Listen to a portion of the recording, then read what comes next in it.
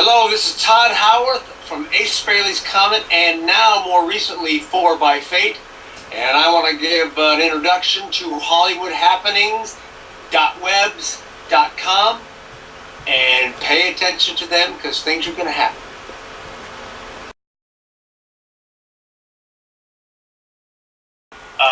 And I say I don't watch them anymore. I only watch the first American Idol because when it just came on and we just happened to hear Kelly Clarkson sing. And, being a singer, I appreciate good singers regardless of the genre, really. But this girl could sing. I was like, whoa. And so we ended up watching the whole series of her. And we even did the voting. And I voted for her. I thought she was a fantastic singer. I mean, when I was growing up, I still do like, Carole King and Joni Mitchell. They're phenomenal songwriters and singers. And Karen Carpenter was a great singer. It wasn't stuff I wanted to do, but I appreciated what they did.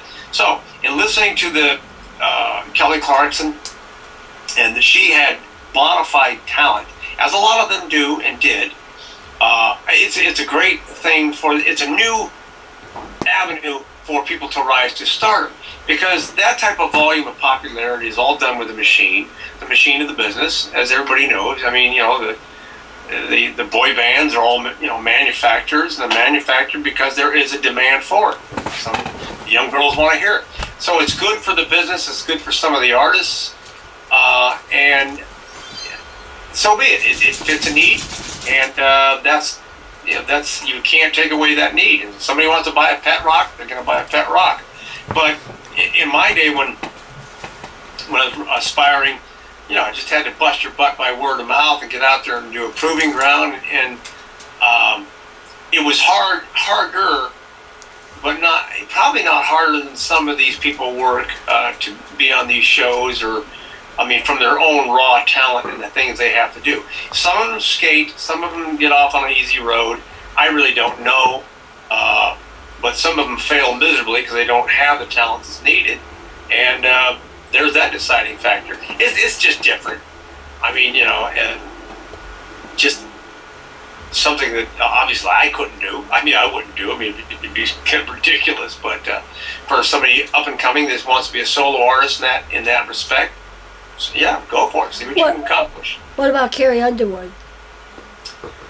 I think she was good. I just happened to catch the Sound of Music, the live thing she did on TV, and I watched it because I'm not necessarily a fan of Carrie Underwood as I am a fan of Sound of Music, because I saw it when it first came out in theaters, and I thought I was just a little kid. I was like, this is fantastic. I like the songs from the songs and the story. I think the gravity. I didn't understand the gravity of the story behind it. Like I came to as I got older, and went, oh my God, that was about escaping Austria because the Nazis were taking over. Very grave consequences back then, and it was very, very sugar coated. But getting back to Carrie, I think she's good. I don't have any of her CDs, but we do have 3 of Kelly Clarkson's over the vast music collection that I have. It's funny you mention that because when we're on the river on vacation, we go to Lake Havasu with our motorhome, and we wakeboarding up and down the river, and then we take a break and anchor and have some lunch and I listen to all kinds of heavy stuff. Then we put on Kelly Clarkson and listen to her sing, and it's vacation time. So yeah, boy, I really went off topic there, didn't I? That's all right. That's all right. That's okay. That makes better. Interesting. Cold Beach. How did you come to write Cold Beach, your solo project? That was, I had wanted to do one more heavy solo record. I wasn't sure if I was going to be able to do any more because it is so much work. To write the songs and the recording process, because I did it all myself, is just so lengthy. And then I had to brush up on drums again. It came to pass because I wanted to do it. I could do it. I had written some songs that I thought were really good.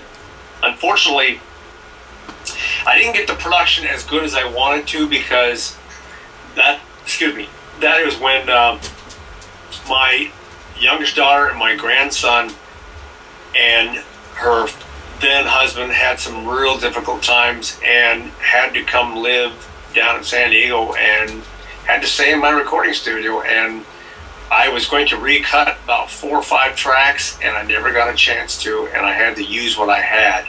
It's not an excuse, it's just what happened. So I didn't get the best out of it, but I got some great songs out of there, of which I hope you don't ask me to play, because I don't remember a lot of them now. I don't remember the recordings, but they're very heartfelt, as you talked about the On Your Own song. I wrote one song about one of my best friends who was paralyzed from the waist down in a Harley accident. It's called Jimbo's Bunk. I wrote, actually, my one political song in there is called Change. I won't write a lot of political songs, but at that time I thought it was extremely important to get what I felt my message was about this particular thing taking place. But there was just a lot of opportunity, I thought, there to push forward some good ideas that I had. I'm a big Alice in Chains fan, so I wrote the song Lane about him. And then Tell Me, it's a great song, yeah. Well, that's a good song. It's really melodramatic, and it's real deep down tuning, and the Dancing Through the Pain. That was that was the one with based on a dream. Wow. Yeah, it kind of coincides with like a vampire-ish type thing. And I wrote that way before all this Twilight series stuff came out. But I've always been into Ayn Rand, vampire stuff and horror stories anyhow. But that song I wrote that on the keyboard, Dancing Through the Pain. And unfortunately, that was one I was going to recut, and I never got a chance to, so I had to go with what I had. But maybe you can recut it with 4x8. We are going to go over a lot of my old catalog and see if there's anything we can use. I'm usually a fan of cutting new stuff, but once we get together, I mean, we've got so much to do this next long weekend and a couple days before and after. To bring up and talk about, this will probably be one of the points, because there are a couple songs as far back as my Cobalt Parlor I think we should redo. But again, I don't want to make it all about me, even though I'm the lead singer. I want to make it about, what does the band want to do, Hopefully they'll want to do some stuff that will hold some weight and gravity for what I want to sing and relay to the public. What was Far Cry from Heaven? That song was about my ex-wife. That song was about my youngest daughter and my son's mother. And it pretty much rings true about all the horrors I had to live through enduring that whole deal. It was a very tumultuous time in my life and in her life as well. Yeah, the song Far Cry from Heaven was based on a lot of tumultuous times, and the lyrics are very true to heart. I write a lot of songs that are very true events that have taken place in my life, and this was one of them. It was just, not good, and so if you read the lyrics, you'll understand. I did read the lyrics. That's why I wanted to ask you about it. And there's one more song that he was talking about. I don't remember the name of it. About the answer machine, the antiquated answer machines, where the message got erased. Oh yeah, that's Tell Me. Tell Me. That was on Tell Me. Okay. Yeah, that's. I love that. It's a great song. The message that you left, I think I erased it. I couldn't get it back, and I can't replace it. So tell me. Now my daughter sing, tell me. Tell me what you said, how you said it, when you said it. The cadence in your voice, and if you regret it. So tell me. It's just, it's very, dark, and it's actually based on a real event too. about someone I was very much in love with many years ago, and it was fun doing that. I mean, it wasn't gut wrenching at this point in time, but it was fun recalling those emotions. You know, like an actor recalling something to play a part. You know, it's like, well, let's see, this one sounds sad. Well, I have plenty of sadness in my life, so that's what I'll sing about. Now, I remember when we talked about a week ago, you said that you like to ride your Harley, and you put your little rescue dog. You got him for your wife, but he loves you. Oh yeah, Alfie. Matter of fact, he just went out for a walk. Yeah, Alfie the white dog. He's a little Bichon Frise. It's like people think they're poodles, but they're not poodles. There's one with a big white round head usually, and they're always off to the side like this. And he's a funny little dog. But yeah, my wife had one when we got married, and he was 10 years old then. That was 15 years ago. Anyhow, the dog had passed on at 17, and we waited about 3 years, and I finally got her another one. I think I more wanted to get her one than she wanted one, but he spends all day with me because I have, of course, the flexible schedule, and she's a corporate woman, so he's a great dog. He's very aloof. He rides in a 500 horsepower dune buggy. It's a sand rail that we have. And he's got goggles. He wears those, and he rides in a boat. He rides in a big motorhome. And nothing scares him. And so when we got the Harleys and got a backpack, put his butt in there, he doesn't care. He loves it. As a matter of fact, if he hears me start the Harley up, he's all excited, like I get to go, right? So yeah, he just sits there, and people film it.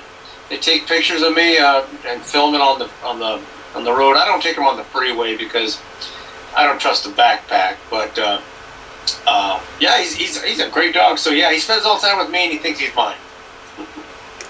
And how are you about the motorcycle safety? Because I've ridden ever since I was a kid off-road. So I'm an off-roader. And I've had a lot of accidents where I have scars up in here, my back, side of my head, all over the place. As far as motorcycle road safety, Harleys, they're big bikes, they're heavy bikes, a whole different thing. I'm all for it. I mean, depending on how I ride, but I've always got a helmet on because I've hit the ground on dirt bikes without helmets, and then I started wearing a lot of helmets. I'd never ride without one.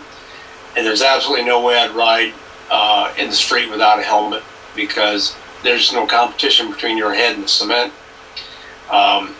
I don't do stupid stuff. I'm too old to do that. The bike is too heavy to maneuver like that.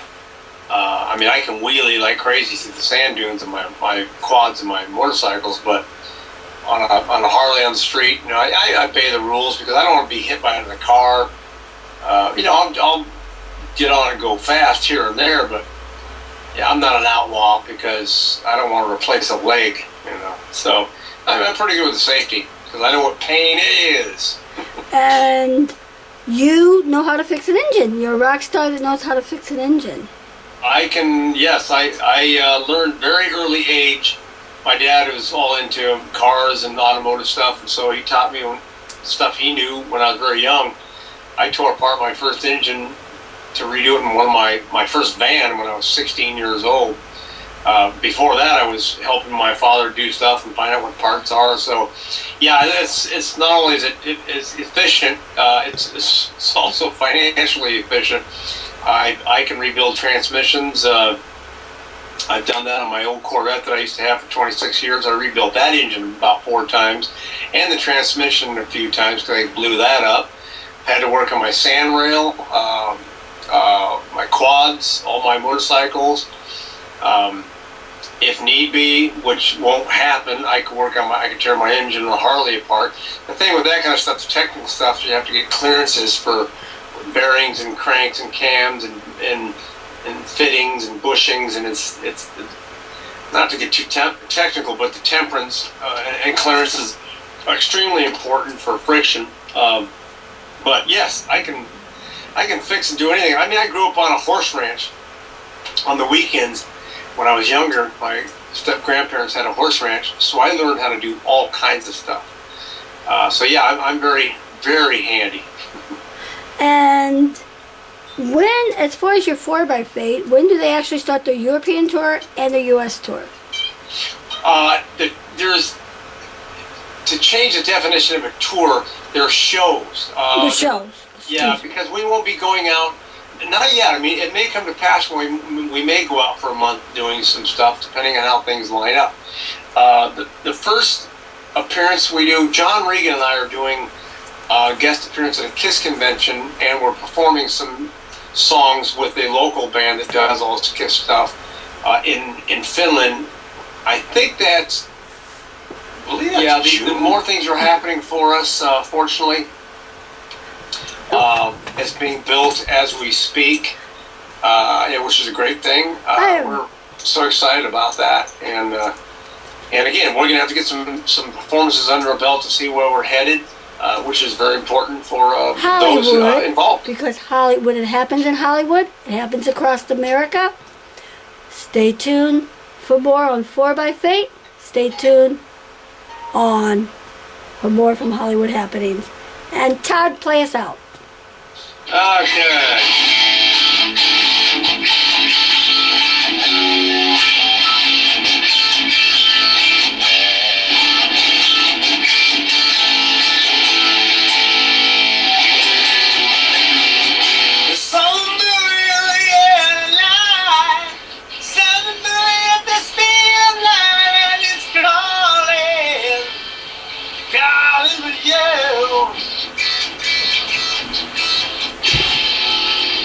Hollywood happening. Sweet.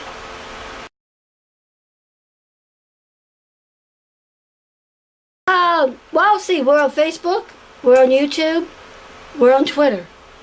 Okay, hang on a second. Facebook, YouTube, And Google Plus. Jesus, Twitter. And Pinterest. Well, Pinterest isn't really up and running that much, so you don't have to say Pinterest. Okay. Facebook, YouTube, Twitter, and Google Plus. Okay, Hollywood happening. You ready? I'll do. Okay. Okay, we'll just go. Okay. Hi, this is Tod Howarth from Ace Frehley's Comet, and now more recently, new band 4x8, and this is Hollywood Happenings. HollywoodHappenings.webs.com, and also on Facebook, YouTube, Google. Take two. Google Plus. And Twitter. Let's leave that. That's funny. Yeah. Yeah. I'll do another one. All right, we gotta have a bloopers. Yeah, of course. Google. Hi, this is Tod Howarth from Ace Frehley's Comet, and more recently, my new band 4x8, and you're listening to HollywoodHappenings.webs.com. And you can also find them on Facebook, YouTube, Twitter, and Google. It's the place to be if you want to know what's happening. Hi, this is Tod Howarth from Ace Frehley's Comet, and more recently, my new band 4x8, and you are listening to HollywoodHappenings.webs.com on Facebook, on Google, on Twitter, on YouTube, and stay tuned for my interview on Hollywood Happenings.